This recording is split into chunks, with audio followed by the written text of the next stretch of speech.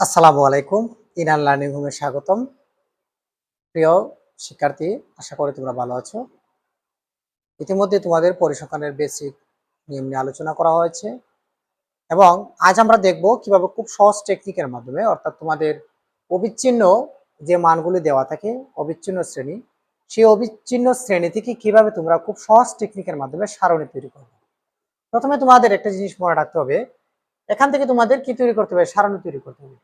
কিন্তু আমরা সেখানে কিন্তু জানি না যে সারণী তৈরি করতে গেলে আমাদের কতটি শ্রেণীর প্রয়োজন হবে, অর্থাৎ আমাদের এই ধরনের কতটি গড়ের প্রয়োজন হবে, সেটি কিন্তু আমরা কি জানি না।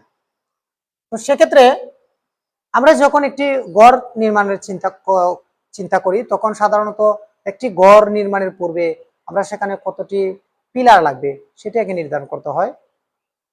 তারপর আমাদের গড়ের অবকাঠামোগত যে কাজগুলো রয়েছে সেগুলো আমরা করে থাকি।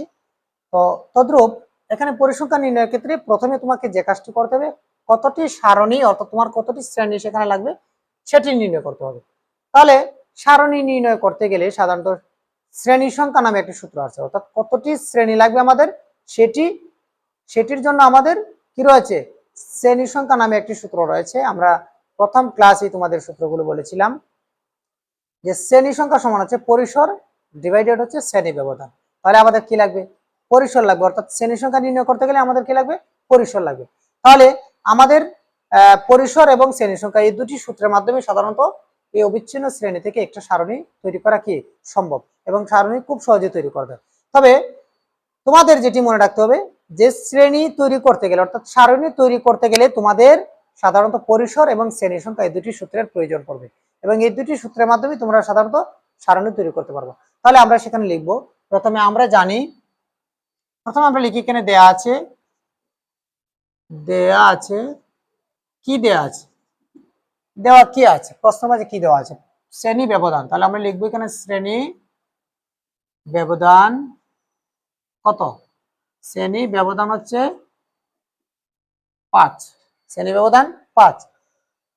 তারপর আমাদের যেটি করতে হবে, আমরা জানি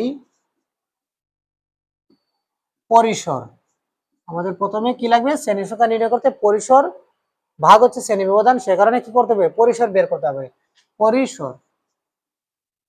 পরিসর ইকুয়াল হচ্ছে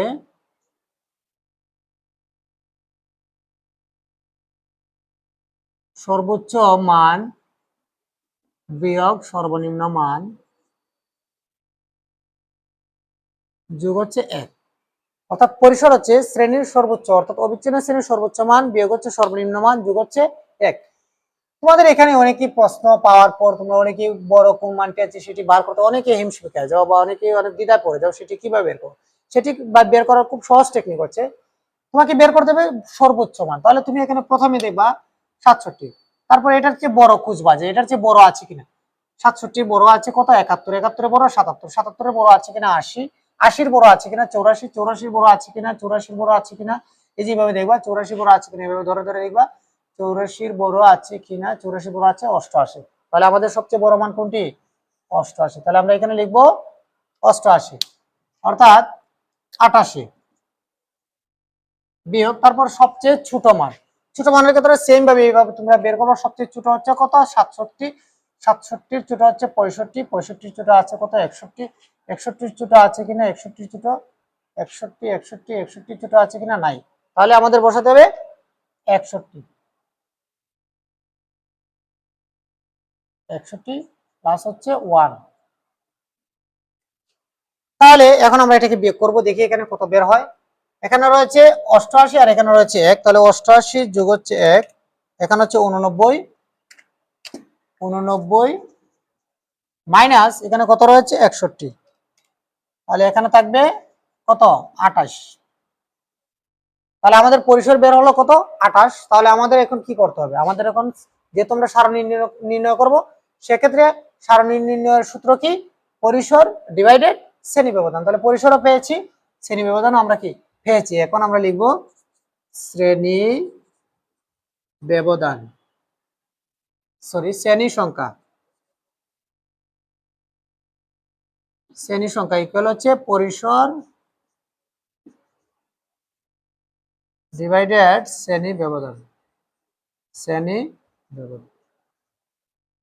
তাহলে পরিসর কত? পরিসর হচ্ছে এখানে 28, আর শ্রেণী ব্যবধান হচ্ছে 5। তাহলে 28 কে যখন আমরা 5 দ্বারা ভাগ করব, সেখানে আসে 5.6। এখন দেখো আমাদের সারণী কটা লাগবে? 5.6, অর্থাৎ 5-এর উপরে লাগবে। যখন তোমার শ্রেণী সংখ্যাটা দশমিকে আসবে, অর্থাৎ 1 আসলেও 1 ঘর তোমাকে বেশি নিতে হবে, 6 আসলেও বেশি নিতে হবে, কারণ 5টার উপরে তোমার কি লাগবে? সারণী লাগবে। সেক্ষেত্রে তোমার এইভাবে লিখবো, সমান্তরাল হচ্ছে 5.6 মানে হচ্ছে কত? 6। অর্থাৎ সেখানে আমাদের সারণী লাগবে 6টি। তাহলে আমরা এখানে 6টি সারণী লিখি। 1,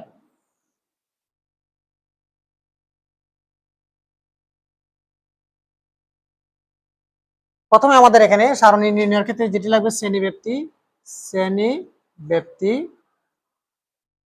তারপর রয়েছে টাইলি। অর্থাৎ আমাদের এখানে কিন্তু সারণী নির্ণয়ের ক্ষেত্রে টেলির প্রয়োজন হয়। এটা তোমরা অনেকেই জানো, এগুলা 6, 7, 8, 10 এগুলা, অর্থাৎ পঞ্চম শ্রেণী থেকে কিন্তু সারণী নির্ণয়ের ক্ষেত্রে টেলি চিহ্ন ব্যবহার করতে, সেটা আমরা জানি। টেলি, তারপর রয়েছে গণসংখ্যা।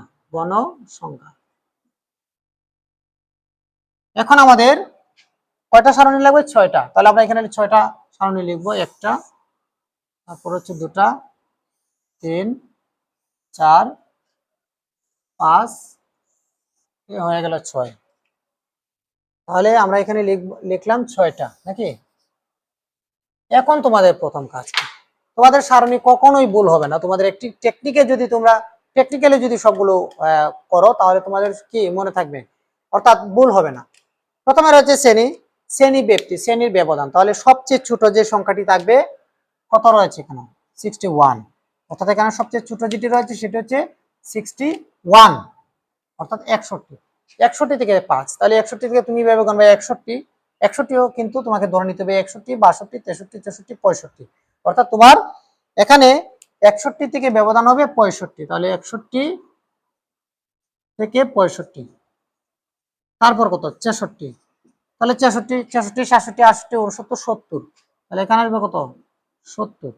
তারপর হচ্ছে 71, 71, 72, 73, 74, 75। তাহলে হচ্ছে 75। তারপর কত? 76, 76, 77, 78, 79, 80। তাহলে হবে 80। তারপর কি রয়েছে? 81, 82, 83, 84, 85। তারপর রয়েছে 85। এখন দেখো আমাদের কিন্তু সর্বোচ্চ মান কত? সর্বোচ্চ মান হচ্ছে এখানে কত? সর্বোচ্চ হচ্ছে 88। আমাদের এখানে আসছে কত? 85। তাহলে আমাদের কিন্তু আরেকটা লাগবে, অর্থাৎ 86 থেকে আমাদের নিতে হবে 86, 87, 88, 89, 90। তাহলে আমাদের এখানে নিতে হবে 90। যেহেতু আমাদের 88 পর্যন্ত মার আছে, সেক্ষেত্রে আমাদের নিতে হবে আরো 5 ব্যবধান। এখন তোমাদের কাজ কি, যে কিছু কিছু ক্ষেত্রে দেখা যাচ্ছে তোমরা যারা অনেক স্টুডেন্ট আছে, তারা সাধারণত বড় সংখ্যাগুলো, অর্থাৎ 61 থেকে 65 সংখ্যাগুলো খুঁজে খুঁজে বের করে। তো খুঁজে বের করতে দেখা যাচ্ছে যে অনেক সময় তোমাদের অনেক সময় অপচয় হয়, এবং সেক্ষেত্রে ভুল হওয়ার অনেক সম্ভাবনা থাকে। তোমরা কি করবা? সহজ টেকনিকটা হচ্ছে, এখানে কত রয়েছে? 67, 71, 77, এই যে তিনটা সংখ্যা, এভাবে একটা তোমাদের একটা আন্ডারলাইন করবা, 67, 71, 77। তাহলে 67 এখন কোন ঘরে রয়েছে? এই যে 66-র পরে রয়েছে 67, তাহলে এটার মধ্যে একটা দাগ দিবা। তারপর রয়েছে কত? 71, এটার মধ্যে একটা দাগ দিবা। তারপর হচ্ছে 77, 77-এর মধ্যে একটি দাগ দিবা। এই যে 77, 76-এর বসানো। প্রয়োজনে তোমরা এইভাবে কেটে কেটে করতে পারো। এই যে আমরা দেখিয়ে দিচ্ছি এখানে 65, তাহলে আমি এখানে দিব 65। তারপর হচ্ছে 72, তারপর দিব এখানে 72। তারপর হচ্ছে 80, তাহলে 80 কোন করে? এই যে 80। তারপর হচ্ছে 84, এই যে 84 করে।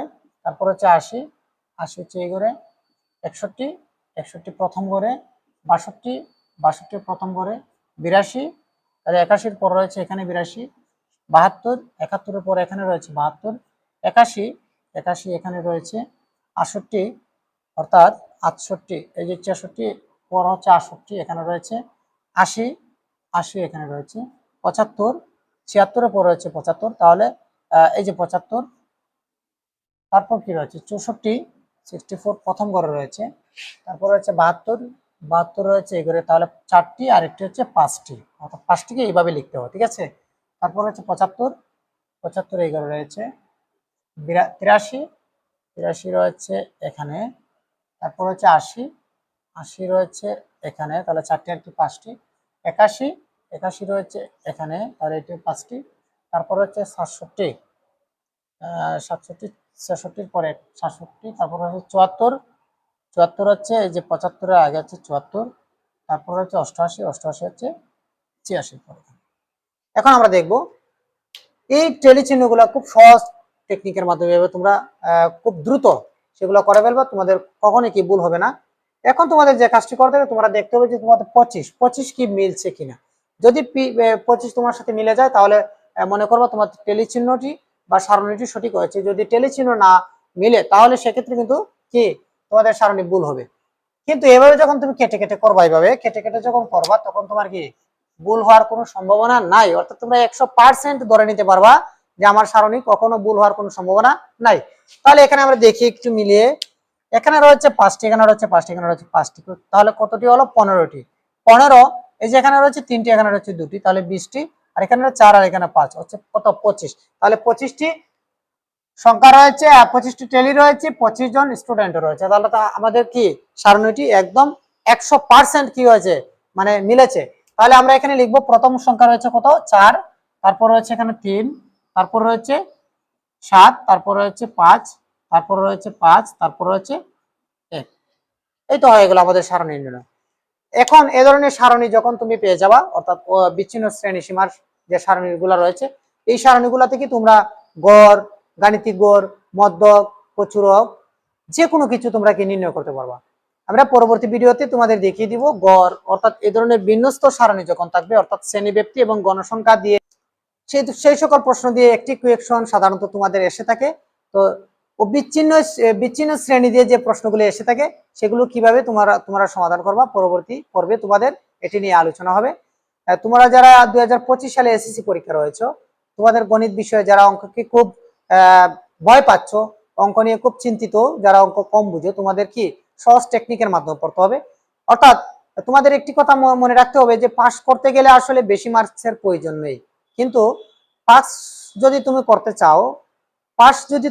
চাও, সেক্ষেত্রে তোমাকে কিন্তু স্ট্র্যাটেজি অর্থাৎ কলাকৌশল অবলম্বন করে কি পড়াশোনা করতে হবে। অর্থাৎ তোমাকে সহজ টেকনিকের মাধ্যমে পড়তে হবে এবং বেসিক যে বিষয়গুলো আছে সেগুলো তোমাদের জানতে হবে। তোমরা যদি বেসিক বিষয়গুলো এবং সহজ টেকনিকের মাধ্যমে পড়ো, যে কোনো বিষয় তোমার একদম ইজিলি সেটিকে কি পাস করা যায়, ভালো ফলাফল করা যায় যদি তুমি সহজ টেকনিকের মাধ্যমে পড়ো। তাই তোমাদের সহজ টেকনিক এবং বিভিন্ন গাইডলাইন নিয়ে বিভিন্ন ধরনের দিক নির্দেশনা দেওয়া হবে এবং তোমাদের প্রত্যেকটি বিষয়ের সাজেশন প্রদান করা হবে যারা এসএসসি পরীক্ষার্থী রয়েছে। তাছাড়া 6ষ্ঠ থেকে 9ম শ্রেণী পর্যন্ত বার্ষিক পরীক্ষার যে সিলেবাস দেওয়া হয়েছে প্রত্যেকটি বিষয়ের সমাধান দেওয়া হবে ইনান লার্নিং হোম চ্যানেল থেকে। তাই তোমরা ইনান লার্নিং হোম চ্যানেলটি সাবস্ক্রাইব করে রাখবে। ধন্যবাদ সবাইকে, দেখা হবে পরবর্তী ভিডিও।